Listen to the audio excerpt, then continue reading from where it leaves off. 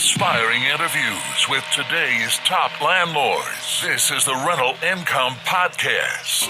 And now, Dan Lane. Today on the podcast, we're going to be talking to a member of the Rental Income Podcast community who just bought his first rental property.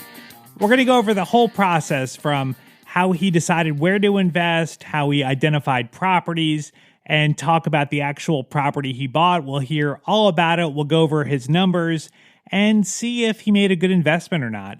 So let's take a really quick break. We'll thank our sponsors. We'll come right back and we'll meet Tucker Cummings from Raleigh, North Carolina. The first step in buying a rental property is to get pre-qualified. And I would suggest you work with a lender that specializes in working with investors, because the last thing you want to have happen is to get to closing and find out the money's not there and you can't close. The lender that I recommend is Chaley Ridge from Ridge Lending Group. She's a nationwide lender and she'll pre-qualify you for free if you mention Rental Income Podcast. Find out more today. Contact Chaley at ridgelendinggroup.com. That's RIDGE lendinggroup.com. NMLS 42056. It can be a real challenge to stay organized and keep track of all your rental income and expenses for tax time. Most people end up with a pile of receipts that you need to sort through and make sense of. I want to let you know about an easier way. It's a software that I use called Rental Hero. It was built specifically for rental property owners. They have a really easy to use web portal as well as an app where you can easily input all your income and expenses. You can take pictures of receipts and you're done with the paper receipts for good. They have a free 30-day trial. You can try it out. No credit card required. If you don't like it, there's nothing to cancel. Just go to rentaltrial.com. That's rental trial, TRIAL.com. When I first got the idea that I wanted to start buying rental properties, it seemed like everybody I knew was trying to talk me out of it. They were trying to be helpful, but I think they were giving me bad advice. Did the same thing happen to you? Yeah. So, kind of the first thing that happened, I knew I wanted to get into real estate. And so I was starting to float the idea out there to friends and family and say, yeah, I think I'm going to try this out, investing in real estate. And one of the people who I respect more than anyone is my father-in-law. And I brought the idea up to him and he was just kind of like, oh no, you don't want to do that. You don't want to get into that. That's we got a brother-in-law who does that. And all he does is spend all of his time in court dealing with tenants and evicting people. And so that kind of threw me for a loop. But, as I kind of just kept thinking through it more, I realized that all the people that were telling me that I shouldn't get into real estate were all the people who have never actually owned real estate themselves. So that's kind of what I started doing a little more research on it, and here I am. Yeah. A lot of times people are trying to be helpful. They're trying to point you in the right direction, but if they don't have any experience in real estate, you almost need to discount what they're saying. They really want to help you. They want you to be successful, but I think it's just bad advice. You're almost better off just doing it and surprising them. So when you decided, okay, I'm going to do this, talk to me about how you learned or kind of what gave you the knowledge to feel that you were ready to move forward and buy something. So actually the first thing I thought was, I listen to a lot of podcasts. So when I'm driving to work or working out or whatever it is, and I was thinking, I need to learn about rental income. I'll listen to a podcast about it. So I remember I was thinking, I got to find someone. So I literally typed into, the iTunes podcast, Rental Income Podcast. I was going to see what came up. And then sure enough, your podcast came up. And so I was listening to several episodes. I think I listened to every episode you put out twice. And I would listen to them on 1.5 speed so I could just get them in even quicker. And I'd write down little notes for myself. And then after a while, I thought, okay, I think I've got all the tools I need. I know what I'm going to go look for. And so I started connecting with agents. And then as I was connecting with agents, I realized that they would ask me questions about what I was looking for, and I didn't even know how to really answer the questions. And it was one of those things like you don't know what you don't know. So it was at that point I decided I was going to try and look for somebody who could almost act as like a mentor role to me. And that's actually where, as I was listening through your podcast, I remember an episode that you had with Christopher Cucchiera, who lives in North Carolina, and I live in North Carolina. And so I thought, okay, here's a guy who's in my region. Let me reach out to this guy and, see if he can give me some tips and tricks. And so sure enough, Chris and I connected. And over the course of several months, he shared several spreadsheets with me that he uses to analyze deals. He taught me little tricks of how you could analyze a property without actually seeing it in person until you're ready to see it in person, and just several other things. And so was going through that. And one of the biggest tips that he gave me was to get connected to my local real estate investment group. And so I joined that. And that's where I met a fantastic property manager who has helped me even more every step along the way. Once I was equipped with information from Chris and my property manager that I'm using now, I was able to go back to the real estate agents, give them a little bit more fine criteria of what I was looking for, and within about 2 months of actually starting the search, was able to land my first property. I love it. That is great. Well, Chris is a great guy that you really picked a great person to reach out to. Now, you ended up buying in a place that's about an hour away from where you live. So did you find a RIA club in that area where you purchased in, or was it a club closer to where you live? So the really great thing was that, so I live in Raleigh, North Carolina. And where I bought is Fayetteville, North Carolina. A lot of people might be familiar with Fort Bragg down there. And in the, we call it the Triangle Real Estate Investment Association, TRIA. Inside of that group, there are several other groups that branch out of it. And one of those is the Fayetteville Real Estate Group. So by joining the Triangle Real Estate Group, I also joined the Fayetteville Real Estate Group as kind of like a value add-on. And the reason you were looking at Fayetteville was it just because of the price, that it's a lower price point than you're going to find in Raleigh? Yeah, that's definitely one of the factors. Raleigh is just a very quickly growing, aggressive, competitive market. And for where I'm at, I just feel like I couldn't be competitive in this market just starting out. So I looked at Fayetteville because it was definitely cheaper. There's not as many people moving there, at least moving there to stay. But what there is a lot of soldiers and families who are coming through, staying at Fort Bragg. They come into the area for a little while, rent out while they're stationed there, and then they might move away. So there's a lot of rental opportunity there. And another reason why I came across Fayetteville is I literally just zoomed out on Zillow for the state of North Carolina, and I looked to see, where there might be a big cluster of rentals. And sure enough, there was just this big purple dot over Fayetteville, and I just thought that's a place maybe I need to go check that out. So Fayetteville is a small town, but it's still a big area, and I'm sure that there is good parts of town and there's bad parts of town. There's maybe areas that make better rentals than other areas. Did you figure that out on your own, or did you figure that out from talking to other investors in town and talking to your property manager and your realtor? Talking to my realtor, he definitely, what he would do, because I couldn't go down there all the time to see the properties, and especially as quickly as properties come and go, we need to be able to act on them quickly. So what he would do is he would FaceTime me in, and he would show me the house, show me the neighborhood, so I could kind of get a feel for what was going on there. And then another trick I would do is I could go on Google Maps and kind of roam through the streets to see, if there's, people parking on the grass, hanging outside of houses, what's kind of the mood of the neighborhood, things like that kind of helped me scope out what the better parts of town were.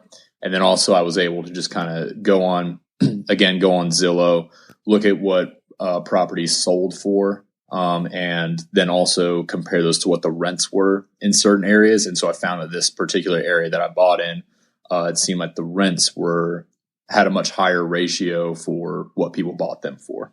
So did you ever physically go to Fayetteville, or was it all doing research online?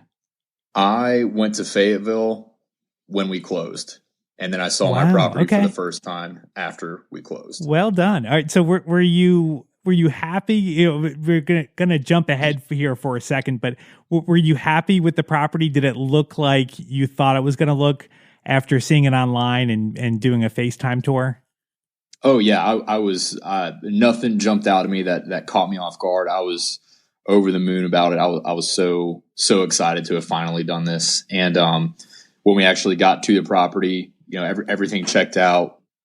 Like I said, my agent, he FaceTimed me in. We had the inspection report with all the pictures in it. So there was nothing that caught me off guard at all. Okay, great. Very excited to finally get it done. So how many properties did you look at before you actually found the one you ended up buying? Several dozen. Okay. Did you make any other offers? We made an offer on 2 or 3 other homes.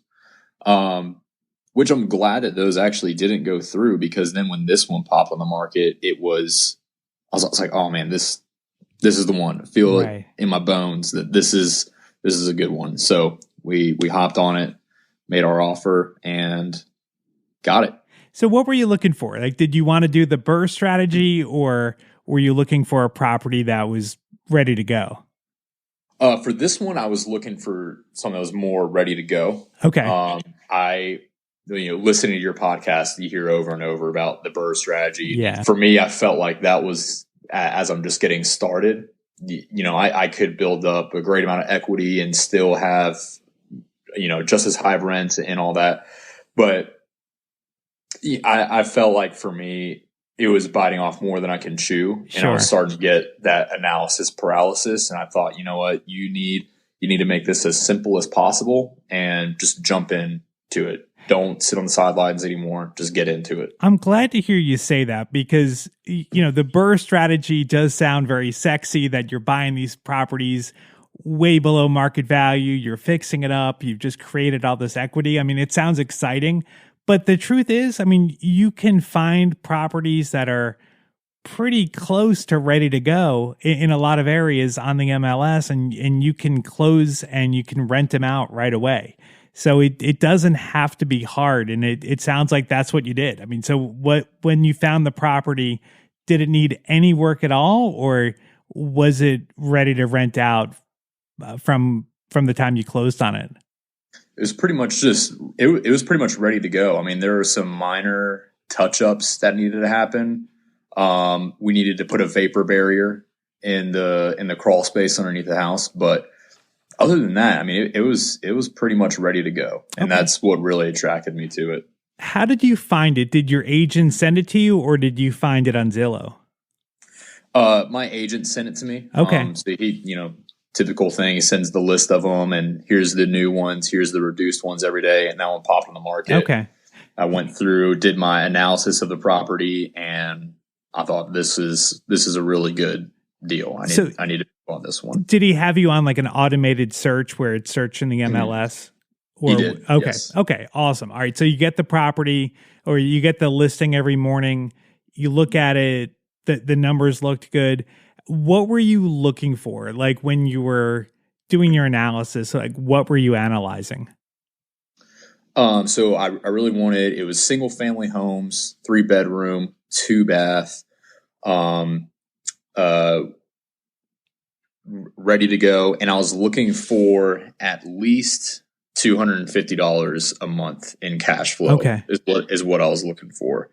Right now for me, what I'd like to do is be able to get to a point where I can allow my wife to retire from her job based off of income from the rental properties. And so I felt like the quickest way to do that was to get that that passive cash flow. Right. Okay. So let's talk about the numbers. So what was the property listed for? It was listed for 99.9. Okay. And did you come in at 99.9, or were you able to come in a little bit lower? We did, based off of the other offers that we made on other properties. My agent recommended, because Fayetteville is also a competitive market. Mm-hmm. He recommended that we should probably go in at full price. Okay. That's what we did. We went in at full price, asked that the sellers cover the closing costs, which they accepted. And then later on, when we went through the inspection report and showed them the list of things that needed to be done, again, nothing major, but just minor cosmetic stuff, they also gave us $3,000 towards those minor fixes as well. Okay, awesome. And then what were you hoping the property was going to rent for? I was hoping that it would at least rent for $1,000. Okay. And what did you end up getting for it? So it is now renting for $1,250. Well done. That's awesome. So, but that's a pretty big spread. So how did you end up getting more than you were hoping for? Honestly, it was just listening to my property manager. I told her, and that's a big thing about this, is just having the right people around you. But she's very skilled and she's very good at what she does. And I told her, I was like, I'm looking for at least $1,000. Obviously, if I get anything more than that, that's what I'm looking for. And she was like, okay, I think we can get $1,250 for this. And I was honestly reluctant. I didn't want to be too greedy and then have the property sitting out there for a while. But I trusted her, and she put out for $1,250, and within about 5 days, we got somebody who was able to move in. See, I love hearing that. That really shows you the value of a good property manager, because if you had rented this out on your own, you had thrown it up on Zillow or Craigslist and you'd found your own renter, you probably would have listed it for $1,000, right? Oh yeah, I'd be missing out. Yeah. So it's almost like you're getting free property management right now, because you're listing it for $1,250 or you're renting it for $1,250 after you pay her fee. You're still getting more money than you would have gotten on your own. I think that's great. All right. So now you rented it pretty quickly. Did you have a lot of people that were looking at it when the property manager listed it? I mean, she was giving me updates, pretty much daily as to what was going on, and I do remember that there were quite a few applications, but I was pretty hands off in that process. Okay, and what's your mortgage payment? So the mortgage payment is $533. Okay, and that's putting down 20%. Yep, conventional 20% loan. Okay. Do a $533 a month mortgage. Okay. So the property, you bought it for 99, you put down 20 grand. So that's 20% plus some closing costs. So how much did you actually come to closing with? I want to say that it was right around 21,000. Okay. Again, we had the sellers cover most of the closing costs. Okay. So we didn't have to come to closing with too much extra. Okay. Change. So all right, so you get your $1,250, and then how much does the property manager take out for their fee? She's taking 10%. 10%. Okay. All right. So then when you said you want to make $250 a month cash flow, then you're setting aside money every month for future repairs or CapEx.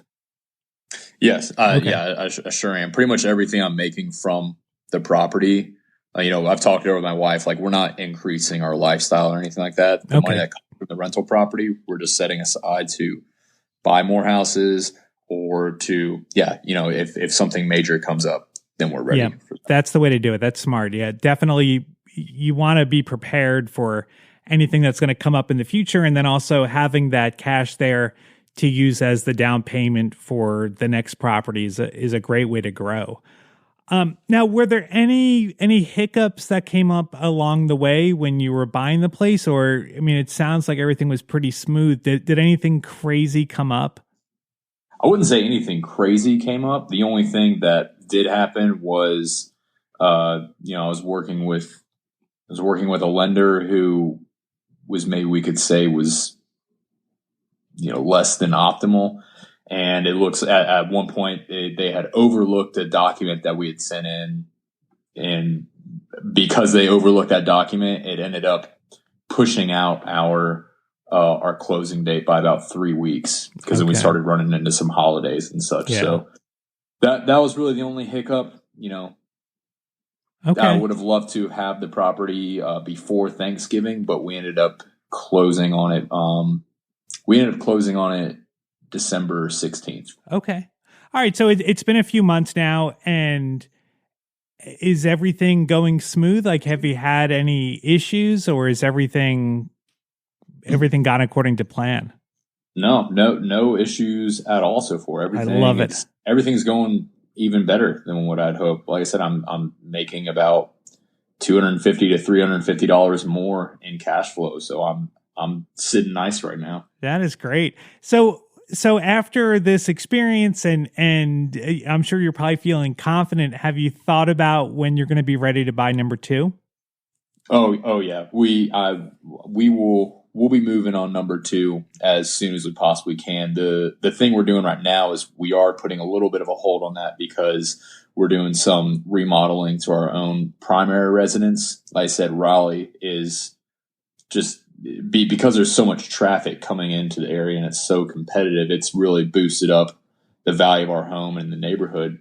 So we're able to kind of do some repairs to our house and do like a live in BRRRR type thing. So we're going to end up making those repairs, do a cash out refinance, and walk away with some change in our pocket, and then use that towards our next property. If you want to reach out to Tucker, I've got his contact information on the website. You can find it at rentalincomepodcast.com/episode 253. I'd like to thank today's sponsor for making this episode possible. It's Chaley Ridge from Ridge Lending Group.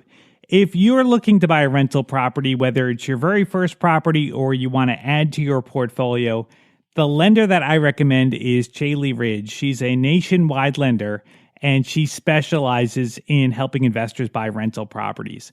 What I love about Chaley is that she's an investor herself. She can really help you make sure that you're getting into the right properties, make sure you've got the right financing set up. If you want to set up a time to talk to Chaley, she'd be happy to get on a phone call with you. Just go to ridgelendinggroup.com. That's RIDGE, lendinggroup.com. If you mention Rental Income Podcast, she will waive all of the pre-qualification fees. NMLS 42056. Thank you so much for listening to the podcast. If this is your first time here, make sure you subscribe. We've got new interviews every single Tuesday. If you subscribe, you'll get notified as soon as they come out. My name is Dan Lane, and this has been the Rental Income Podcast.